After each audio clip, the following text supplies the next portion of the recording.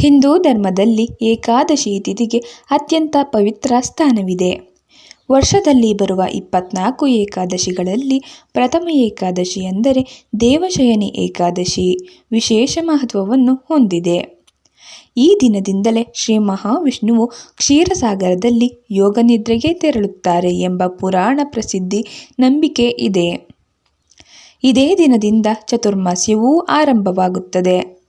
ಆದ್ದರಿಂದ ಈ ದಿನ ಭಕ್ತಿಯಿಂದ ಉಪವಾಸ ಆಚರಿಸಿ ವಿಷ್ಣುವನ್ನು ಆರಾಧಿಸಿದರೆ ಜೀವನದಲ್ಲಿ ಸುಖ, ಶಾಂತಿ, ಆರೋಗ್ಯ ಹಾಗೂ ಐಶ್ವರ್ಯ ಲಭಿಸುತ್ತದೆ ಎಂದು ನಂಬಲಾಗಿದೆ.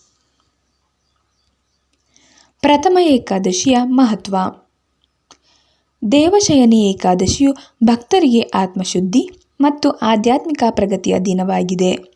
ಈ ದಿನ ಮಾಡಿದ ಪೂಜೆ, ಜಪ, ಧ್ಯಾನ, ದಾನ ಮತ್ತು ಉಪವಾಸವು ಅನೇಕ ಪಟ್ಟು ಪುಣ್ಯವನ್ನು ನೀಡುತ್ತದೆ ಎಂದು ಪದ್ಮಪುರಾಣ, ಸ್ಕಂದಪುರಾಣ ಹಾಗೂ ಭವಿಷ್ಯ ಪುರಾಣಗಳಲ್ಲಿ ಉಲ್ಲೇಖಿಸಲಾಗಿದೆ. ಈ ದಿನ ತುಳಸಿ ದಳದಿಂದ ಶ್ರೀ ಮಹಾವಿಷ್ಣುವಿಗೆ ಪೂಜೆ ಸಲ್ಲಿಸಿದರೆ ವಿಶೇಷ ಫಲ ದೊರೆಯುತ್ತದೆ ಎಂದು ಹೇಳಲಾಗಿದೆ. ಪ್ರಥಮ ಏಕಾದಶಿ 2026 ಪೂಜೆಯ ಶುಭ ಸಮಯ. ಪ್ರಥಮ ಏಕಾದಶಿಯಂದು ಬ್ರಹ್ಮ ಮುಹೂರ್ತದಲ್ಲಿ ಎದ್ದು ಸ್ನಾನ ಮಾಡಿ ಪೂಜೆ ಆರಂಭಿಸುವುದು ಅತ್ಯುತ್ತಮ.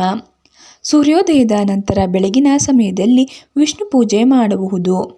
ಸಂಜೆ ಪ್ರದೋಷ ಕಾಲದಲ್ಲಿಯೂ ದೀಪ ಹಚ್ಚಿ ವಿಷ್ಣು ಸಹಸ್ರನಾಮ ಪಠಿಸುವುದು ಅತ್ಯಂತ ಶುಭಕರ. ನಿಮ್ಮ ಪ್ರದೇಶದ ಪಂಚಾಂಗದ ಪ್ರಕಾರ ಏಕಾದಶಿ ತಿಥಿ ಮತ್ತು ಪಾರಣೆಯ ಸಮಯವನ್ನು ಪರಿಶೀಲಿಸಿ ಆಚರಿಸುವುದು ಉತ್ತಮ. ಉಪವಾಸದ ತಯಾರಿ ಹೇಗಿರಬೇಕು?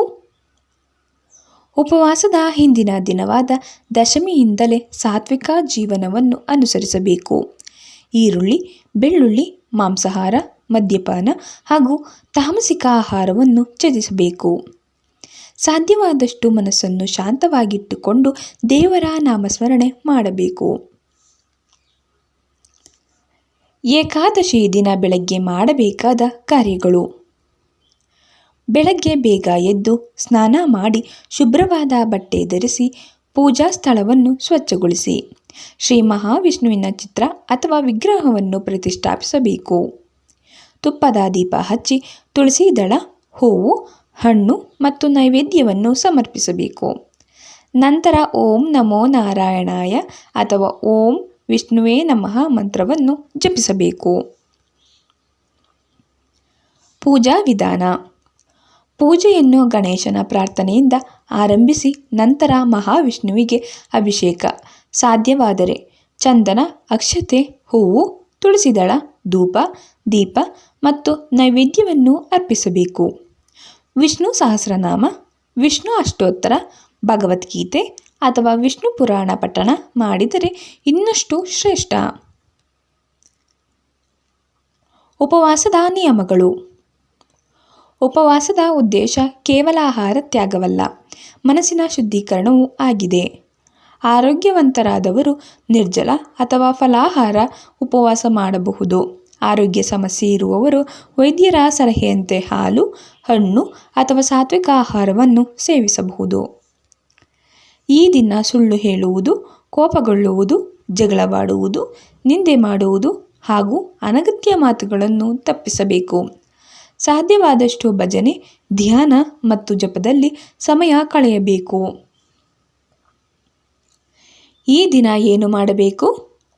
ಶ್ರೀ ಮಹಾವಿಷ್ಣುವಿನ ನಾಮಸ್ಮರಣೆ, ತುಳಸಿ ಪೂಜೆ, ವಿಷ್ಣು ಸಹಸ್ರನಾಮ ಪಾರಾಯಣ, ಬಡವರಿಗೆ ಅನ್ನದಾನ ಅಥವಾ ದಾನ, ಸಂಜೆ ದೀಪಾರಾಧನೆ, ಸಾಧ್ಯವಾದರೆ ರಾತ್ರಿ ಜಾಗರಣೆ ಮಾಡಿ ಭಜನೆ. ಏನು ಮಾಡಬಾರದು? ಏಕಾದಶಿಯಂದು ಅಕ್ಕಿ ಮತ್ತು ಧಾನ್ಯಗಳನ್ನು ಸೇವಿಸದಿರುವ ಸಂಪ್ರದಾಯವಿದೆ. ಮಾಂಸಾಹಾರ, ಮದ್ಯಪಾನ, ಧೂಮಪಾನ, ಸುಳ್ಳು, ಕೋಪ, ಹಿಂಸೆ ಹಾಗೂ ದುಷ್ಟಚಿಂತನೆಗಳನ್ನು ಸಂಪೂರ್ಣವಾಗಿ ದೂರವಿಡಬೇಕು. ಇತರರನ್ನು ಅವಮಾನಿಸುವುದು ಅಥವಾ ನೋಯಿಸುವುದು ಕೂಡ ತಪ್ಪಿಸಬೇಕು. ಪಾರಣೆಯ ಸಮಯ ಮತ್ತು ವಿಧಾನ. ಏಕಾದಶಿ ಉಪವಾಸವನ್ನು ದ್ವಾದಶಿಯಂದು ಪಾರಣೆಯ ಮೂಲಕ ಮುಗಿಸಬೇಕು. ಪಾರಣೆಯನ್ನು ದ್ವಾದಶಿ ತಿಥಿಯಲ್ಲಿಯೇ ಪಂಚಾಂಗದಲ್ಲಿ ಸೂಚಿಸಿರುವ ಸಮಯದೊಳಗೆ ಮಾಡುವುದು ಮುಖ್ಯ.